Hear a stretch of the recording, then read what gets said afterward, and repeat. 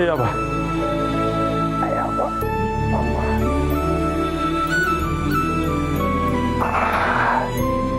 ಸೊಸೆ ಮುದ್ದು ಸೊಸೆ ಮುದ್ದು ಮಾವ ನಾ ಹೇಳಿದ್ನೆಲ್ಲ ಸರಿಯಾಗಿ ತಂದಿದ್ದೀರಾ ತಾನೆ? ಹೂನಮ್ಮ, ನೀನು ಏನೇನು ಪದಾರ್ಥಗಳು ಹೇಳಿದ್ಯೋ ಎಲ್ಲ ತಂದಿದ್ದೀನಿ. ಒಂದ್ಸಲ ಚೆಕ್ ಮಾಡ್ಕೊಂಬಿಡು. ಆದರೆ ಹೂವು ಒಂದು ತರಲಿಲ್ಲಮ್ಮ. ಯಾಕೆ ಮಾವ, ದುಡ್ಡು ಸಾಕಾಗಿಲ್ವಾ? ಹಾಗಲ್ಲಮ್ಮ, ಈ ಬಿಸಿಲಲ್ಲಿ ಈಗಲೂ ಹೂವು ತಂದುಬಿಟ್ರೆ ಬೆಳಿಗ್ಗೆ ಅಷ್ಟೊತ್ತಿಗೆ ಎಲ್ಲ ಬಾಡೋದಾಗ ಆಗುತ್ತೆ. ಅದಕ್ಕೆ ಬೆಳಿಗ್ಗೆ ಬೇಗ ಎದ್ದು ಮಾರ್ಕೆಟ್ಗೆ ಹೋಗಿ ಫ್ರೆಶ್ ಆಗಿ ಹೂವು ತಂದು ಕೊಡ್ತೀನಿ. ಸೊಸೆ ಮುದ್ದು ತಗೊಮ್ಮ, ನೀನು ನನಗೆ ದುಡ್ಡು ಕೊಟ್ಟಿದ್ಯಲ್ಲ, ಅದರಲ್ಲಿ ಇಷ್ಟು ದುಡ್ಡು ಉಳಿದಿದೆ, ತಗೋ.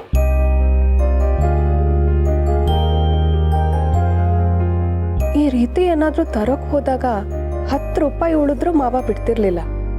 ಆದ್ರೆ ಇವತ್ತು ಇಷ್ಟೊಂದು ದುಡ್ಡನ್ನ ಉಳಿಸಿ ಮಾವ ವಾಪಸ್ ತಂದಿದ್ದಾರೆ. ಇದೆಲ್ಲ ನಿಜನಾ? ನನ್ ಕನ್ಸು ಕಾಣ್ತಿಲ್ಲ ತಾನೆ? ಮಾವ ಬದಲಾಗೋಕೆ ಹೇಗ್ ಸಾಧ್ಯ? ಸೊಸೆ ಮುದ್ದು, ನಾನೊಂದು ಪ್ರಶ್ನೆ ಕೇಳ್ತೀನಿ, ಬೇಜಾರು ಮಾಡ್ಕೋಬಾರ್ದು. ಇಲ್ಲ ಮಾವ, ಕೇಳಿ. ನಿನ್ ಗಂಡ ಅಂದ್ರೆ ನನ್ನ ಮಗ ನಿನಗೇನಾದ್ರೂ ಫೋನ್ ಮಾಡಿದ್ನೇನಮ್ಮ? ನಾನು ಅವನನ್ನ ಸಂಪರ್ಕ ಮಾಡಬೇಕು ಅಂತ ಅವನ ನಂಬರ್ಗೆ ತುಂಬಾ ಕಾಲ್ ಮಾಡ್ತಾ ಇದ್ದೀನಿ, ಆದ್ರೆ ಕಾಲೇ ಕನೆಕ್ಟ್ ಆಗ್ತಾ ಇಲ್ಲ. ದುಡ್ಡಿನ ಆಸೆ, ದುಡಿಯೋಕ್ಕೆ ಅಂತ ದೂರದ ಊರಿಗೆ ಕಳಿಸ್ಬಿಟ್ಟೆ. ಆದ್ರೆ ಈಗ ಇಲ್ಲ ಮಾವ, ಅವ್ರು ನನಗೇನೋ ಕಾಲ್ ಮಾಡಿಲ್ಲ. ನೀವು ನಾಳೆನೇ ಹೂ ತಂದ್ಬಿಡಿ. ಸೊಸೆ ಮುದ್ದು, ಸೊಸೆ ಮುದ್ದು, ನಾಮಕರಣದ ಖುಷಿಲಿದ್ಲು. ನಾನು ಪ್ರಶ್ನೆ ಕೇಳಿ ತಪ್ಪು ಮಾಡಿಬಿಟ್ಟೆ. ಹಣದ ಮೇಲಿದ್ದ ಅತಿಯಾದ ವ್ಯಾಮೋಹದಿಂದ ಚೆನ್ನಾಗಿ ದುಡಿಲಿ ಅಂತ ಮಗನ್ನ ಬೇರೆ ಊರಿಗೆ ಕಳಿಸ್ದೆ. ಮಕ್ಕಳ ಜೀವನ ನನ್ನ ಕೈಯಾರೆ ಹಾಳು ಮಾಡಿಬಿಟ್ಟೆ. 3 ಕಾಸೋ 6 ಕಾಸೋ ಕಣ್ಣು ಮುಂದೆನೆ ಇದ್ದು ದುಡಿದ್ರೆ ನನಗೂ ಒಳ್ಳೆಯದು, ಅವ್ರ ಜೀವನನೂ ಚೆನ್ನಾಗಿರುತ್ತೆ. ಹೇಗಾದರೂ ಮಾಡಿ ಮಗನ್ನ ವಾಪಸ್ ಕರೆಸಿದ್ರೆ ಮಕ್ಕಳು ಚೆನ್ನಾಗಿ ಸಂತೋಷವಾಗಿರ್ತಾರೆ. ಹೆತ್ತವರು ನಮಗೆ ತಾನು ಇನ್ನೇನು ಬೇಕು? ಮಕ್ಕಳು ನಮ್ಮ ಮುಂದೆ ನಗನಗುತ್ತಾ ಓಡಾಡ್ಕೊಂಡಿದ್ರೆ ಅಷ್ಟೇ ಸಾಕು.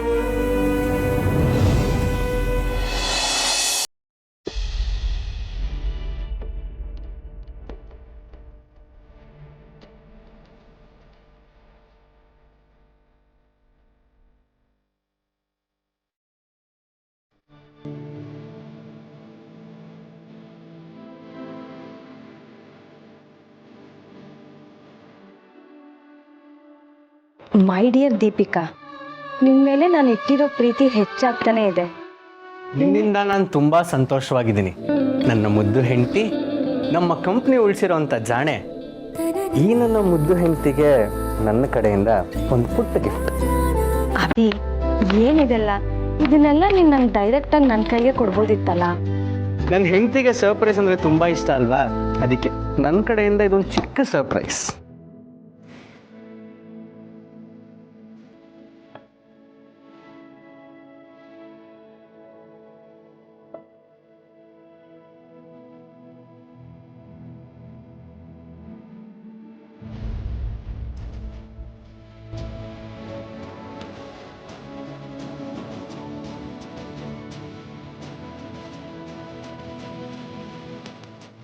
ಥ್ಯಾಂಕ್ಸ್ ಅಭಿ. ಥ್ಯಾಂಕ್ಸ್ ನಾನು ನಿನಗೆ ಹೇಳಬೇಕು. ಮನೆಯವ್ರನ್ನೆಲ್ಲ ಅರ್ಥ ಮಾಡಿಕೊಂಡು ತುಂಬ ಚೆನ್ನಾಗಿ ನೋಡ್ಕೊತಿದ್ಯಾ, ಅಡುಗೆ ಮಾಡ್ತಿದ್ಯಾ, ಮನೆ ಕೆಲಸಗಳನ್ನ ಮಾಡ್ತಿದ್ಯಾ, ಅದ್ರ ಜೊತೆಗೆ ನಮ್ಮ ಕಂಪ್ನಿನ ಉಳಿಸಿದ್ಯಾ. ನಿನಗಿದೆಲ್ಲ ಕಮ್ಮಿನೇ. ಹೌದು, ನಿನ್ನ ಪ್ರೀತಿ ಮುಂದೆ ನನಗಿದೆಲ್ಲ ಕಮ್ಮಿನೇ. I love you Abhi. Love you too Deepika.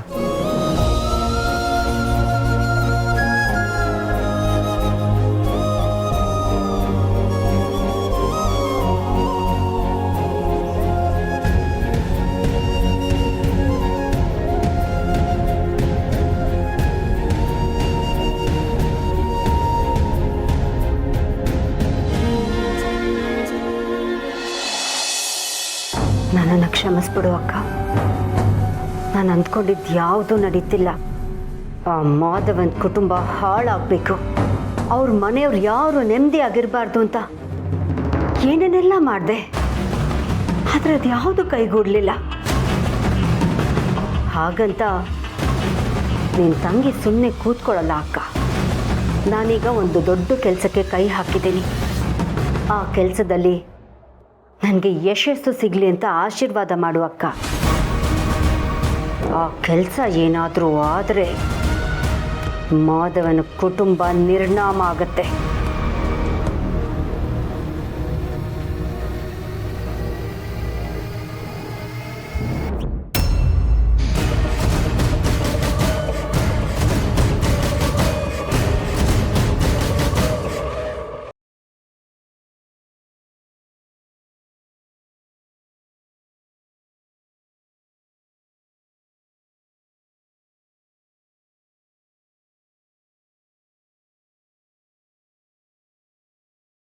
ತೊಂದರೆ ಆದರೂ ನಾನು ಸುಮ್ಮನಿರಲ್ಲ. ಏನು ನನ್ನೇ ಹೆದರಿಸ್ತಿದ್ಯಾ?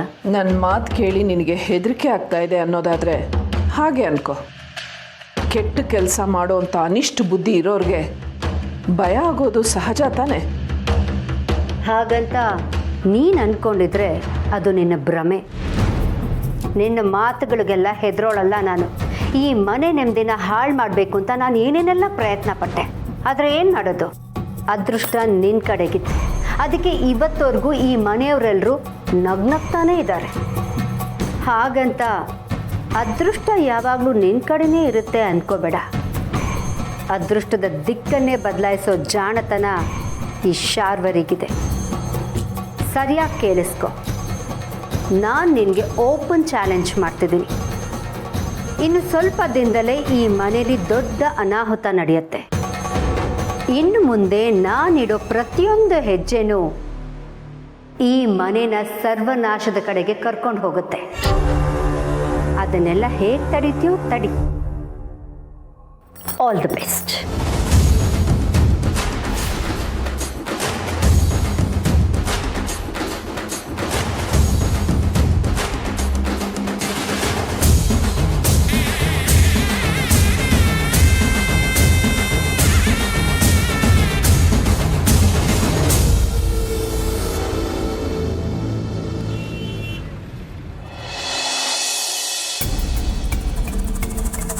ಏನು ಮಾಡೋಕ್ಕೆ ಹೊರಟಿದ್ದಾಳೆ ಇವಳು? ಅವಳಿಂದ ಮನೆಯವ್ರಿಗೆ ಯಾವ ಅಪಾಯನೂ ಆಗಬಾರ್ದು. ಅವಳು ನಿಜವಾದ ಬಣ್ಣ ಬಯಲು ಮಾಡೋವರೆಗೂ ತುಂಬ ಎಚ್ಚರಿಕೆಯಿಂದ ಇರಬೇಕು.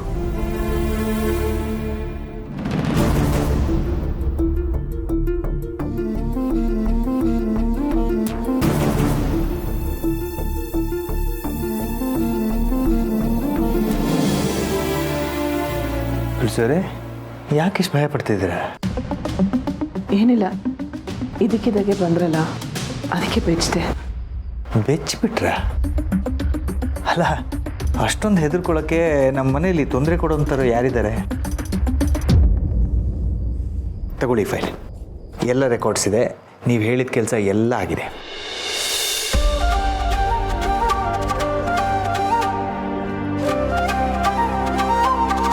ಸಂತೋಷನಾ?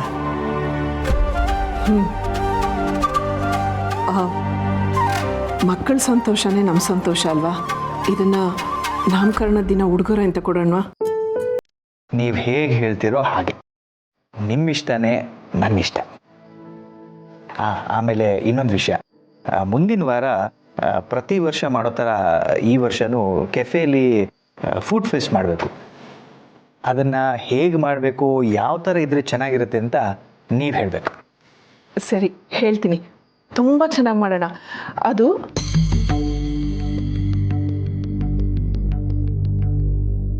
ಮಾಧವ್ ಅವರೇ, ನೀವೇನೇ ಮಾಡೋದಿದ್ರು ಹುಷಾರಾಗಿ ಮಾಡಿ. ಹುಷಾರಾಗಿ ಮಾಡಬೇಕಾ? ಯಾಕೆ ತುಳಸಿಯವರೇ ಇದ್ದಕ್ಕಿದ್ದಾಗೆ ಈ ರೀತಿ ಮಾತಾಡ್ತಿದ್ದೀರಾ? ನಾವು ಏನೇ ಕಾರ್ಯ ಮಾಡಿದ್ರು ನಮ್ಮ ಎಚ್ಚರಿಕೆಯಲ್ಲಿದ್ದರೆ ಒಳ್ಳೇದಲ್ವಾ? ಅದಕ್ಕೆ ಹೇಳಿದೆ ಅಷ್ಟೆ. ಆಗ್ಬೋದು, ತಾವು ಅಪ್ಪಣೆ ಕೊಟ್ಟ ಹಾಗೆ ಆಗಲಿ.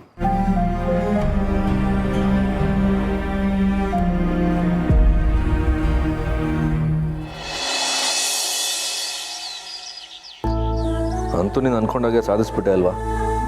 ನಾಮಕರಣಕ್ಕೆ ಏನೇನು ಬೇಕೋ ಎಲ್ಲ ಅರೇಂಜ್ಮೆಂಟ್ಸ್ ಮಾಡಿದ್ಯಾ? ಎಲ್ಲ ಖರ್ಚು ನೀನೇ ನೋಡ್ಕೋತಾ ಇದೆಯಾ? ಅಣ್ಣ, ಈ ಮನೆ ನನಗೆ ಎಲ್ಲ ಕೊಟ್ಟಿದೆ.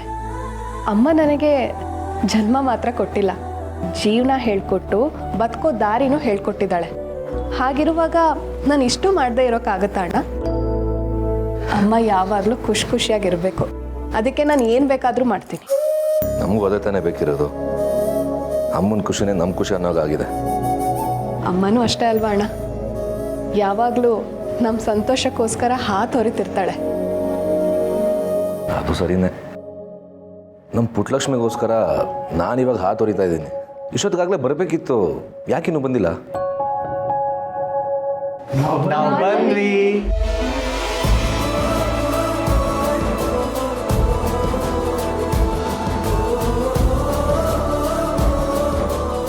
ಅಣ್ಣ, ಮಗುನ ಕೊಡಿ, ನಾನು ಎತ್ಕೋತೀನಿ.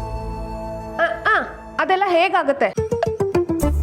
ಮಗುನ ನಾನು ಎತ್ಕೋತೀನಿ, ಮಗುಗೆ ಮನೆನೆಲ್ಲ ನಾನೇ ತೋರಿಸ್ಬೇಕು. ಹೌದು, ಇವತ್ತು ಮಗುನ ಸಂಧ್ಯನ ಹತ್ರನೇ ಬಿಡೋದು. ಏನಪ್ಪ ಮೈದ್ನ, ನೀವಾದ್ರೂ ಮನೆಗೆ ಬಂದು ಪ್ರತಿದಿನ ಮಗು ಜೊತೆ ಆಟ ಆಡ್ತೀರಾ? ಪಾಪ ಸಂಧ್ಯಾ ಮಗು ನೋಡೋದೇ ಅಪರೂಪ.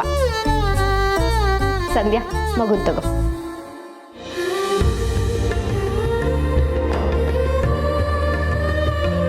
ಪುಟ್ಟು ಲಕ್ಷ್ಮಿ, ಅವನು ಮುದ್ದು ಲಕ್ಷ್ಮಿ, ನಿಂಗೆ ನಮ್ಮ ಮನೆನೆಲ್ಲ ತೋರಿಸ್ತೀನಿ ಬಾ.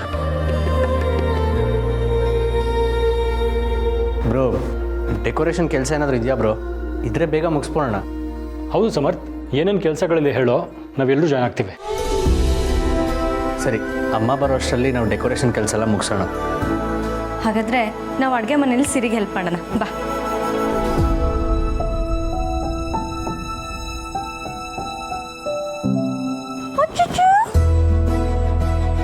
ನೋಡು ಪುಟ್ಟ, ಇದು ನಿನ್ ತಾತನ ಮನೆ.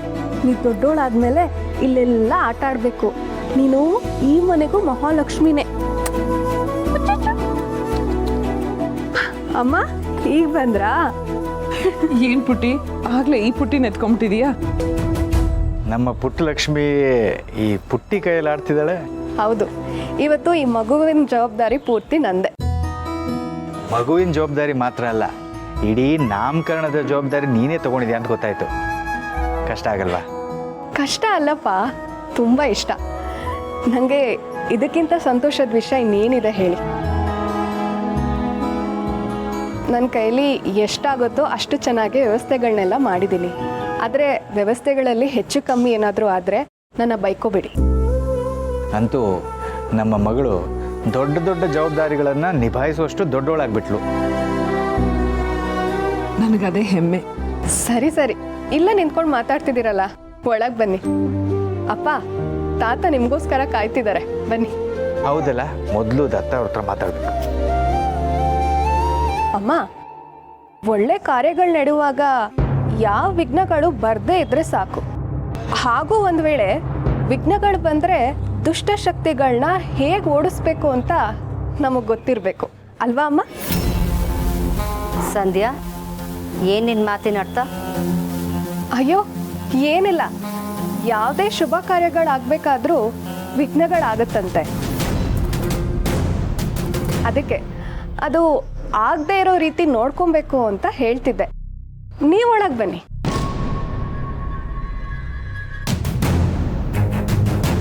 ಪುಟ್ಟಿ, ನೀನು ಯಾಕೆ ಈ ರೀತಿ ಅಂದೆ?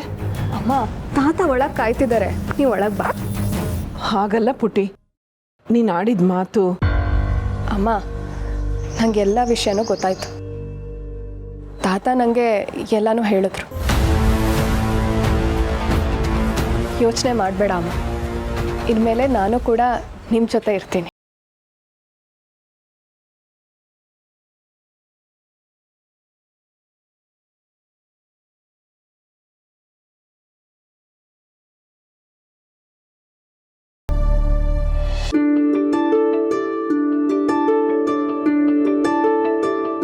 ಮೇಡಮ್, ಡೆಕೋರೇಷನ್ ಐಟಮ್ ಎಲ್ಲ ಬಂದಿದೆ.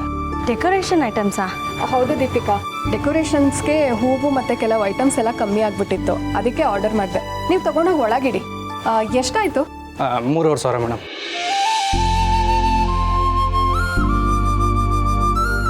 ಸ್ವಲ್ಪ ದುಡ್ಡು ಕಮ್ಮಿ ಇದೆ, ಸಂಜೆ ಕೊಡ್ಬೋದಾ?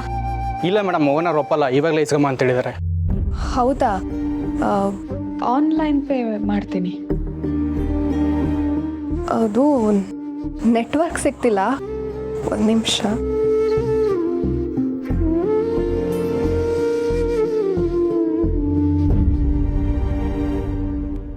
ತಗೊಳ್ಳಿ, ಒಳಗಿಟ್ಬಿಡಿ.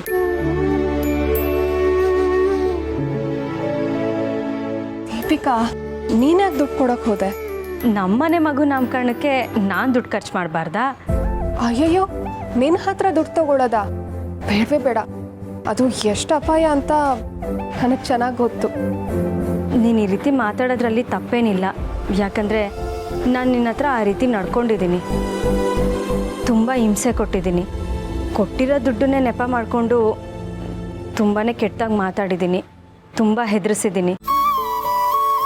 ಆದರೆ ನೀನು ಅದನ್ನೆಲ್ಲ ಕ್ಷಮಿಸ್ತೀಯೋ ಬಿಡ್ತೀಯೋ ನಂಗೆ ಗೊತ್ತಿಲ್ಲ. ಆದರೆ ನಾನಂತೂ ಕ್ಷಮೆ ಕೇಳ್ತೀನಿ. ದಯವಿಟ್ಟು ನನ್ನ ಕ್ಷಮಿಸ್ಬಿಡು. ಏನು ಹೇಳ್ತಿದ್ಯಾ ನೀನು? ಈ ಮಾತನ್ನ ನೀನು ಹೇಳ್ತಿರೋದಾ? ಹಳೇದು ಯಾವುದು ಮನಸ್ಸಲ್ಲಿ ಇಟ್ಕೋಬೇಡ ಪ್ಲೀಸ್. ದುಡ್ಡಿಗಿಂತ ಸಂಬಂಧಗಳೇ ಮುಖ್ಯ ಅನ್ನೋದು ನಂಗೆ ಅರ್ಥ ಆಗಿದೆ. ಸಂಬಂಧಗಳಿಗೆ ಬೆಲೆ ಕೊಡಬೇಕು ಅನ್ನೋದನ್ನು ನಾನು ಕಲ್ತ್ಕೊಂಡಿದ್ದೀನಿ. ನೀನು ಹೇಗೆ ಬದಲಾಗಿದೆಯೋ ನಾನು ಹಾಗೆ ಬದಲಾಗಬೇಕು ಅಂದ್ಕೊಂಡಿದ್ದೀನಿ. ದಯವಿಟ್ಟು ನನ್ನ ಕ್ಷಮಿಸ್ತೀಯಾ? ಅಯ್ಯೋ, ನನಗಿದು ಯಾವುದು ನಂಬೋಕೆ ಆಗ್ತಿಲ್ಲ. ನೀನು ನನ್ನ ಹತ್ರ ಕ್ಷಮೆ ಕೇಳೋದಾ? ನೀನಿರೋ ಆಟಿಟ್ಯೂಡ್ಗೆ ಇದ್ಯಾವುದೂ ಒಪ್ಪಲ್ಲ. ದಯವಿಟ್ಟು ಹಾಗೆಲ್ಲ ಕೇಳಬೇಡ. ಹಳೆ ವಿಷಯಗಳನ್ನ ನಾನು ಯಾವುದೂ ಮನಸ್ಸಲ್ಲಿ ಇಟ್ಕೊಂಡಿಲ್ಲ. ಹಾಗೆ ನೀನು ಈಗ ಕೊಟ್ಟಿರೋ ದುಡ್ಡನ್ನ ಆದಷ್ಟು ಬೇಗ ನಿಂಗೆ ವಾಪಸ್ ಕೊಡ್ತೀನಿ. ಹಾಗಂತ ನೀ ಕೊಟ್ಟಿರೋ 1,500,000ಕ್ಕೆ 1,50,000 ಲಕ್ಷ ಅಂತ ಕೇಳಲ್ಲ ತಾನೆ? ಸಂಧ್ಯಾ, ಸಾರಿ, ಹಳೆ ವಿಷಯಗಳನ್ನ ಯಾವುದೂ ಮಾತಾಡಬಾರ್ದಲ್ವಾ? ಸಾರಿ. ಈಗ ಒಳಗೆ ಬಾ, ಒಟ್ಟಿಗೆ ನಾಮಕರಣ ಚೆನ್ನಾಗಿ ಮಾಡೋಣ. ಹಾಂ, ಈಗ ಓಕೆ. ಏನೇ ಕೆಲಸಗಳಿದ್ರೂ ಹೇಳು, ಒಟ್ಟಿಗೆ ಮಾಡೋಣ. ನಮ್ಮೆಲ್ಲರ ಉದ್ದೇಶನೂ ಈ ಮನೆ ಸಂತೋಷನ ಕಾಪಾಡೋದೇ ಆಗಿರಬೇಕು. ಬಾ.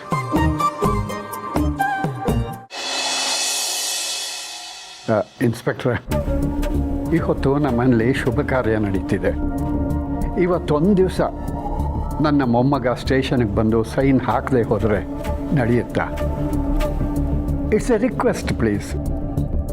ಕ್ಷಮಿಸಿ ದತ್ತ ಅವರೇ, ಹಾಗೆಲ್ಲ ಆಗಲ್ಲ. ನಾವು ಮೊನ್ನೆನೇ ನಿಮಗೆ ಹೇಳಿದ್ದೀವಿ, ಹೇಗಿದ್ರೂ ಆ ರೌಡಿ ಸಿಕ್ಕಿದ್ದಾನೆ. ಸ್ವಲ್ಪ ದಿನದಲ್ಲೇ ಸಾಕ್ಷಿ ಸಮೇತ ಅಪರಾಧಿಗಳಿಗೆ ಶಿಕ್ಷೆ ಆಗುತ್ತೆ. ಆಗ ನಿಮ್ಮ ಮೊಮ್ಮಗ ಕೇಸಿಂದ ಆಚೆ ಬರ್ತಾನೆ. ಅದಾದ್ಮೇಲೆ ಸ್ಟೇಷನ್ಗೆ ಬರೋ ಅವಶ್ಯಕತೆ ಇಲ್ಲ. ಆದ್ರೆ ಈಗಂತೂ ಬರಲೇಬೇಕು.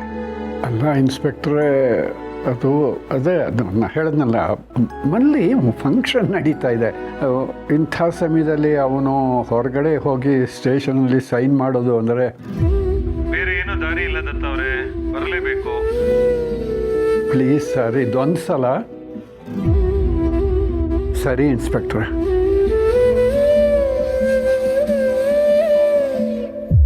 ಹೇ ಮಾಧವ, ತುಳಸಿ, ಹಾಗಿದ್ಯಾ ಮಾಧವ? ನಾವು ಚೆನ್ನಾಗಿದ್ದೀವಿ, ನೀವು ಹೇಗಿದ್ದೀರಾ? ಒಳ್ಳೆ ಕಲ್ಲು ಗುಂಡಿದ್ದಾಗಿದ್ದೀನಿ. ತುಳಸಿ, ಇಲ್ಲಿ ಪುಟ್ಟಲಕ್ಷ್ಮಿ ಇಲ್ಲೇ ಸಂಜೆನ ಹತ್ರ ಇದ್ದಾಳೆ. ಮಾವ, ಪಾಪು ಈ ರೀತಿ ಪೊಲೀಸ್ ಸ್ಟೇಷನ್ಗೆ ಹೋಗಿ ಬರ್ತಾ ಇರೋದು ನಿಮಗೆ ಬೇಸರ ಆಗ್ತಾ ಇದೆ ಅಂತ ನನಗೆ ಗೊತ್ತು. ಏನು ಮಾಡೋದು ತುಳಸಿ, ಮನೆಯವರೆಲ್ಲ ಖುಷಿಯಾಗಿರ್ಬೇಕಾದ್ರೆ ಅವನು ಪೊಲೀಸ್ ಸ್ಟೇಷನ್ ಹೋಗಿ ಸೈನ್ ಹಾಕಿ ಬರೋದು ನೆನೆಸ್ಕೊಂಡ್ರೇ ಸಂಕಟ ಆಗುತ್ತೆ.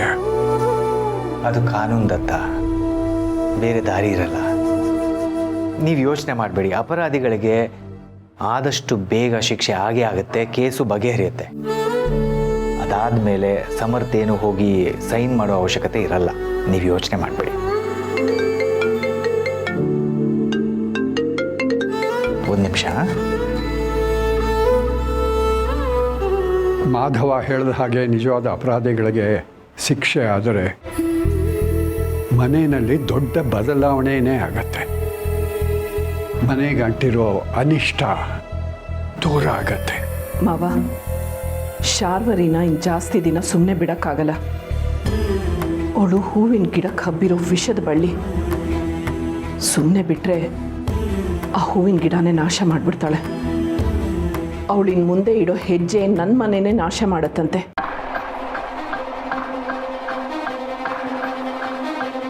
ನಾನು ನಿನಗೆ ಓಪನ್ ಚಾಲೆಂಜ್ ಮಾಡ್ತಿದ್ದೀನಿ. ಇನ್ನು ಸ್ವಲ್ಪ ದಿನದಲ್ಲೇ ಈ ಮನೆಯಲ್ಲಿ ದೊಡ್ಡ ಅನಾಹುತ ನಡೆಯುತ್ತೆ. ಇನ್ನು ಮುಂದೆ ನಾನಿಡೋ ಪ್ರತಿಯೊಂದು ಹೆಜ್ಜೆನೂ ಈ ಮನೆನ ಸರ್ವನಾಶದ ಕಡೆಗೆ ಕರ್ಕೊಂಡು ಹೋಗುತ್ತೆ. ಓ, ಚಾಲೆಂಜ್ ಮಾಡಿದಾಳು. ಇಷ್ಟಾದ ಮೇಲೆ ನಾವು ಇನ್ನು ಸುಮ್ಮನೆ ಇರಬಾರ್ದು. ಅವಳ ಆರ್ಭಟಕ್ಕೆ ಒಂದು ಕಡಿವಾಣ ಹಾಕಲೇಬೇಕು ತುಳಸಿ.